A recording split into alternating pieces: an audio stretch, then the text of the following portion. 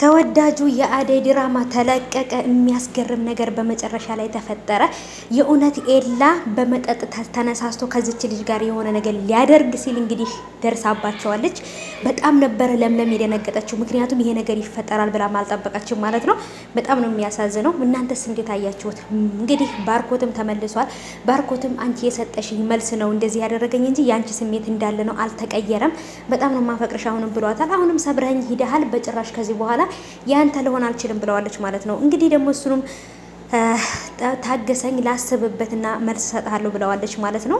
ይሄን ነገር ደግሞ ፍቅር ማመን አልፈለገችም። ቤት ውስጥ ሌላ አዲስ ልጅ መጥቷል። ይህም ልጅ ደግሞ ፍቅር ናት ያመጣችው፣ ምክንያቱም አደይንና ዴቭን እንዳጣላላት ማለት ነው። በጣም ነው የሚገርመው። ፍቅር እንደ ፍቅር ተንኮለኛ ሰው አላየሁም። ሰላም ሰላም፣ ውድ የተከበራችሁ የቻናሌ ተከታታዮች እንዴት ናችሁ? ከኔ ጋር ሁሉ ሰላም ነው። ሰላማችሁ ይብዛልኝ ባላችሁበት ውድ ቤተሰቦቼ። ለቻናሌ አዲስ ከሆናችሁ ሰብስክራይብ እያደረጋችሁ ቤተሰቡ ነው። ነባሮች እንኳን በሰላም መጣችሁ ብያለሁ። የተወዳጁ የአደይ ድራማ እንግዲህ ተለቆልናል። ደስ በሚል ሁኔታ ነው የተለቀቀው ማለት ነው ውዶች። ብቻ ግን አሁንም ቢሆን ፍቅር ክፋት ማሰቧን አላቆመችም ማለት ነው። በተለይ ለአደይ እኔ እንጃ ምን እንዳደረገቻት። ይሄን ያህል ዴቭን ስለምታፈቅረው ወይንም ደግሞ ዴቭ ስለሚያፈቅራት ብቻ ነው ወይንስ ደግሞ ሌላ ችግር አለባት? በጣም ነው የሚገርመው። በቃ ለሷ ያላት ጥላቻ በጭራሽ አይቀንስም ማለት ነው። በጣም ነው የሚገርመው። እናንተስ እንዴት አያችሁት? በተለይ ደግሞ አሁን ላይ ለምለም በጣም ከባድ ችግር ላይ ናት።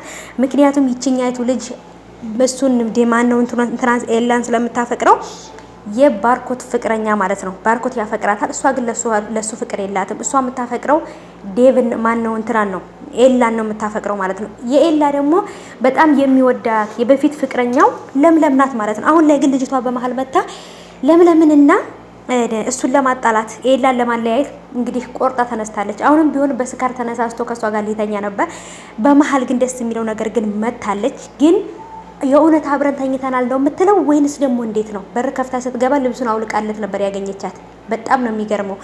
በጣም ነው የደነገጥኩት ይሄን ነገር ሲያይ ማለት ነው። ምን ልትል እንደምትችል ምን ልታደርግ እንደምትችል አላውቅም ለምለም ማለት ነው። አደይም እንግዲህ በአሁኑ ሰዓት እኔ ስለ ፍቅር ማሰብ አልችልም፣ በጭራሽ ስለ ፍቅር ማስብበት ጊዜና ሰዓት አይደለም። ስለዚህ ላስብበትና እኔ ነግርሃለሁ። አሁን ላይ ደግሞ ካለብኝ ችግር በላይ ሌላም ሰው ተጨምሮልኛል ብላ ለዴቭ ነግረዋለች። ይህም ልጅ ደግሞ እንግዲህ ፍቅር አዲስ ያመጣችው ልጅ ነው።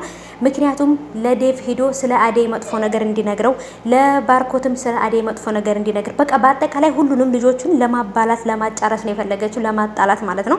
ይሄ ሆነ ማለት ደግሞ አደይን ይዘህልኝ ትወጣለህ ብለዋለች። የማታውቀው ቦታ ይዟት ሄዶ አደይ በዛው ጣፍታ እንድትቀር ነው የምትፈልገው ማለት ነው። ልጁ እሱ የሚያውቀው ሩቅ ቦታ ይዟት እንዲሄድ ነው የምትፈልገው። ከዛም በኋላ ግን ቦታውን ስለማታውቀው ቤቱን ስለማታውቀው አትመለስም ብላ ነው የምታስበው። ግን ደግሞ የሁሉንም ስልክ ታውቃለች። ደውላ ኑና ውሰዱ ልትላቸው ትችላለች ማለት ነው። ብቻ ግን ያሰበችው ሀሳብ መጨረሻ ላይ የሚያመጣባትን ከባድ ነገር አልተረዳችውም ፍቅር ማለት ነው። በጣም ከባድ ነው። ኤላም ደግሞ እንግዲህ ይቺ ሰይጣን ከሆነች ልጅ ማለት ነው። ይቺ እውነት ሲያዩት ራሱ ሰይጣን ነው የምትመስለው። መጠጥ አጠጥታው በመጠጥ አስክራው እንግዲህ ሌላ ነገር ሊፈጠር ነበረ። ለምለም ደርሳለች። ግን ለምለም ምንም አልተፈጠረም ብላ ማሰብ አትችልም። ልብስ ካወለቀ በኋላ ነው የደረሰችው ማለት ነው። ስለዚህ በጣም ከባድ ነው። በተለይ ደግሞ ለለምለም ይሄ ስሜት በጣም ይከብዳል። እንግዲህ እዚህ ጋር ዳዊትን በራሱ ስሜት እየተመራ ነው። እዚህ ጋርም ደግሞ ባርኮትን በራሱ ስሜት እየሄደ ነው። በመሀል ለምለምና አደይ ናቸው እየተጎዱ ያሉት እነሱ በሚያደርጉት ነገር ማለት ነው። ፍቅር አሁን እያደረገች ያለችው ነገር ከወንድሟ ጋር ጭምር ሊያለያያት የሚችል ነገር ነው ማለት ነው። ምክንያቱም ከዚህ በኋላ አደይን ምንም ነገር እንዳታደርጋት አስጠንቅቋታል ባርኮት ማለት ነው። ፍቅር ግን በጭራሽ የምትቀየር ሰው አይደለችም። ፍቅር መቼም አትቀየርም። እየባሰባት ነው እንጂ እየተሻላት አትሄድም ማለት ነውና ስለዚህ እናንተ እንዴት አያችሁት ቤተሰቦች? በተለይ ኤላ በመጠጥ ጠጥቶ በጣም ሰክሮ ለገንዘብ ብለሽ ሰውን እንትን እንዳትይ፣ ለገንዘብ ብለሽ ሰውን አትበዲ ምናምን እያለ እየተወለጋገደ ነበር ማለት ነው። በጣም ከባድ ነው። ለምለም ይሄን ነገር ስታይ እንዴት